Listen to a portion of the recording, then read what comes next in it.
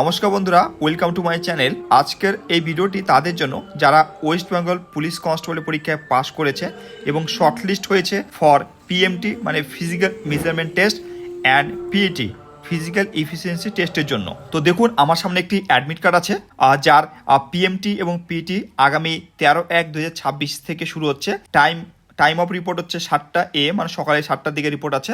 তো যেদিন আপনাদের পিএমটি এবং পিইটি আছে মানে পরীক্ষা আছে, তো সেদিন আপনাদের সঙ্গে করে কি কাগজ বা ডকুমেন্ট নিয়ে যেতে হবে, তো সেটি এই ভিডিওতে আমি আলোচনা করব। তো ওয়েস্ট বেঙ্গল পুলিশ রিক্রুটমেন্ট বোর্ডের তরফ থেকে যে আপনাদের ইম্পর্টেন্ট ইনস্ট্রাকশন দিয়েছে বা গাইডলাইন দিয়েছে কি কি কাগজ নিয়ে যেতে হবে, কি কি ডকুমেন্ট সঙ্গে করে নিয়ে যেতে হবে, তো সেটি এই ভিডিওতে আমি আপনাদের সামনে আলোচনা করব। এই যে দেখুন, লেখা আছে ইম্পর্টেন্ট ইনস্ট্রাকশন। তো এটি কোথায় পেয়ে যাবেন? আপনারা যে অ্যাডমিট কার্ড ডাউনলোড করেছেন পিএমটি এবং পিটির, তো সেই অ্যাডমিট কার্ড নিচে যদি দেখেন আপনাদের ইম্পর্টেন্ট ইনস্ট্রাকশন, তো সেখানে পেয়ে যাবেন এই ইনস্ট্রাকশনটি। এক নম্বর লেখা আছে no candidate shall be allow entry into the venue of PMT and PAT without the copy of QR code admit card download from the official website of West Bengal Police Recruitment Board। যে সাইটটি আছে সেখান থেকে download করার কথা বলেছে। আরেকটি site আছে ওয়েস্ট বেঙ্গল পুলিশ যে সাইটটি আছে, মানে দুটি যে সাইট দেওয়া আছে, একটি আছে ওয়েস্ট বেঙ্গল পুলিশ রিক্রুটমেন্ট বোর্ডের সাইট, আরেকটি আছে ওয়েস্ট বেঙ্গল পুলিশ যে সাইটটি আছে, সেখান থেকে আপনাদের যে পিএমটি এবং পিটির যে অ্যাডমিট কার্ডটি সেখান থেকে আপনাদের ডাউনলোড করতে হবে। এক নম্বর জিনিস। 2 নম্বর পয়েন্টে কি? 2 নম্বরটি হচ্ছে candidate shall being recently download copy of e-Aadhaar card, bring the Aadhaar number submitted earlier by him or her and QR code with validate signature as a proof of his or / her identity and to get entry into the PMT and PAT arena. No other documents shall be considered for this purpose other than recently downloaded QR code e-Aadhaar card. Proceeding photocopy of Aadhaar card will be inadmissible। তো দেখুন, 2 নম্বর পয়েন্টে বলেছে যে recently আপনাদের download করা আধার কার্ডকে আপনাদের নিয়ে যেতে হবে এবং যেখানে যে সিগনেচারটি থাকবে সেই সিগনেচারটি ভ্যালিডেট হতে হবে এবং সেই আধার কার্ডটি কাজ করবে as a proof of identity হিসাবে কাজ করবে আপনাদের, ঠিক আছে? তো এবং কোনো রকম জেরক্স কপি নিয়ে যাবেন না। আর 3 নম্বর পয়েন্টে কি বলছে? Candidate must bring with him or her the following original document along with its photocopies. 3 নম্বর যে পয়েন্টটি বলছে আপনার অরিজিনাল ডকুমেন্ট নিয়ে যেতে হবে। কোন ডকুমেন্টটি? সঙ্গে ফটোকপিস, সঙ্গে তার জেরক্সও নিয়ে যাবেন। তো সেই ডকুমেন্টে কি? 1 নম্বরে যেটা বলছে হচ্ছে candidates belonging to Gorkha Garhwali Rajbanshi community and ST category must bring valid certificate at the time of PMT and PAT to claim relaxation in physical measurement. তো আপনাদের যে অরিজিনাল যে কাস্ট সার্টিফিকেটটি আছে সেটা belonging to Gorkha Garhwali Rajbanshi community অথবা ST ক্যাটাগরি, যেটা আপনাদের যে কাস্ট সার্টিফিকেটটা আছে, তো সেই কাস্ট সার্টিফিকেটটা আপনারা নিয়ে যাবেন। কাস্ট সার্টিফিকেট নিয়ে সঙ্গে জেরক্সও করে নিয়ে যাবেন। কিসের জন্য? তার হচ্ছে রিল্যাক্সেশন ইন ফিজিক্যাল মেজারমেন্ট। দেখুন 2 নম্বর কি বলছে? Medical fitness certificate. তো মেডিকেল ফিটনেসে কাদের নিয়ে যেতে হবে? Issue by the medical officer of a government hospital or primary health centre in case of pregnant candidate. অর্থাৎ যে সমস্ত মহিলারা গর্ভবতী আছে তারা যদি পিএমটির জন্য কোয়ালিফাই হয়ে থাকে, তো তাদের ক্ষেত্রে মেডিকেল ফিটনেস সার্টিফিকেট নিয়ে যেতে হবে by the medical officer of a government hospital হতে পারে অর প্রাইমারি হেলথ সেন্টার। তো যারা গর্ভবতী মহিলারা আছেন তারা তাদের মেডিকেল ফিটনেস সার্টিফিকেট নিয়ে যেতে হবে। 4 নম্বর পয়েন্টটি হচ্ছে candidates who had entered their gender incorrectly during submission of application form will not be allowed to participate in the process of PMT and PAT। আর যেসব প্রার্থী আবেদনপত্র জমা দেওয়ার সময় তাদের লিঙ্গ ভুলভাবে উল্লেখ করেছে, তো তাদের পিএমটি এবং পিএটি পরীক্ষায় অংশগ্রহণ করতে দেওয়া হবে না।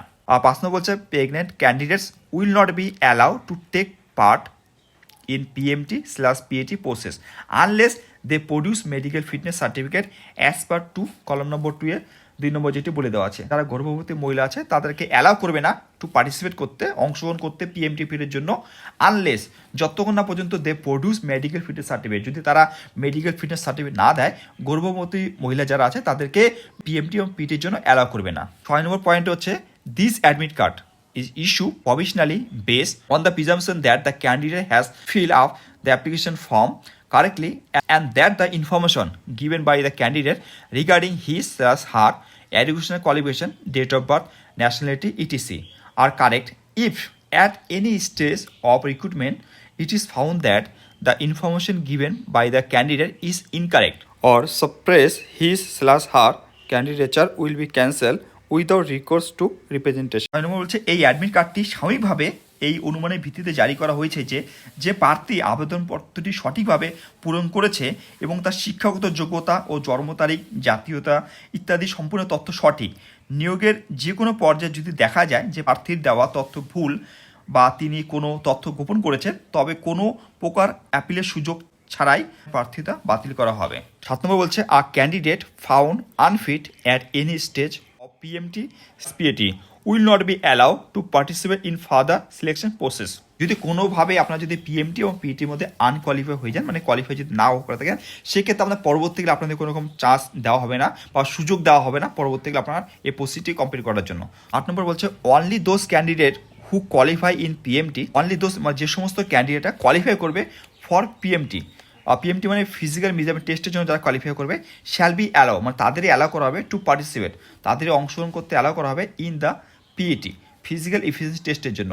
আইসি মানে দ্যাট ইজ 1600 মিটার ছেলেদের জন্য আর 800 মিটার রান হচ্ছে ফর মেয়েদের জন্য। 9 নম্বর কি বলেছে candidates should come prepare as the PMT and PAT may take the entire day to complete on the date fixed. 9 নম্বর পয়েন্টটা বলছে যেদিন আপনাদের পিএমটি এবং পিইটি পরীক্ষাটি হবে, তো সেদিন আমাদের কমপ্লিট মানে সম্পূর্ণভাবে তার জন্য প্রিপারেশন নিয়ে আসতে হবে। ঠিক আছে, মানে আপনি পিএমটি দিলেন তারপরে বললেন যে পিইটি দিব না আজকে অন্য টাইমে দিব, সেটি হবে না।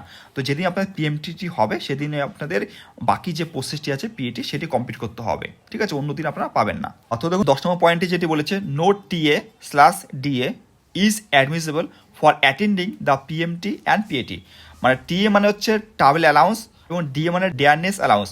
তো আপনাদের কোনোভাবে টিএ এবং ডিএ দেওয়া হবে না যদি আপনারা অ্যাটেন্ড করেন পিএমটি এবং পিইটি পরীক্ষা। The West Bengal police recruitment board or range recruitment board will not be responsible or for any advertent harm or injury to any candidate during conduct of the PMT and PAT। কি বলেছে West Bengal police recruitment board এবং range recruitment board তারা কোনোভাবে দায়িত্ব নেবে না যদি কোনো আপনাদের পিএমটি এবং পিটির মধ্যে যদি আপনার কোনো রকম আহত হন বা কোনো রকম ইনজুরি হয়ে যায়, ঠিক আছে, সেক্ষেত্রে কোনো রকম দায়িত্ব তারা নেবে না, সেটি বলে দিলাম 10 নম্বর পয়েন্টে।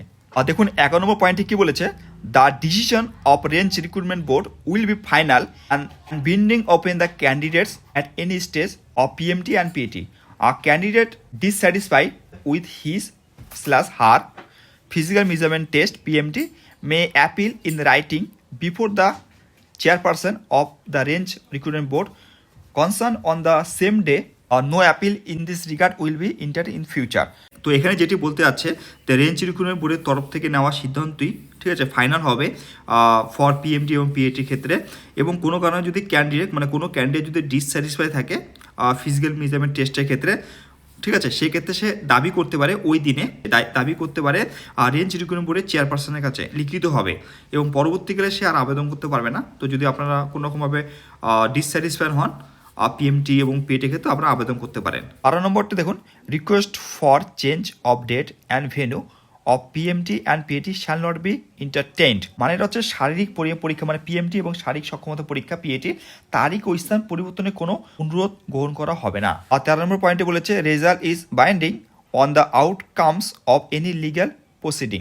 মানে এটা কি ফলাফলের যে কোনো আইনি প্রক্রিয়ার ফলাফলের উপর নির্ভরশীল। মানে 14 নম্বর পয়েন্টে কি বলেছে the candidates are advised to beware of unscrupulous persons gangs of job getters who may misguide and dupe them by giving false promise to get them selected for the job. The recruitment process conducted by the West Bengal Police Recruitment Board is computerized, transparent and purely merit based.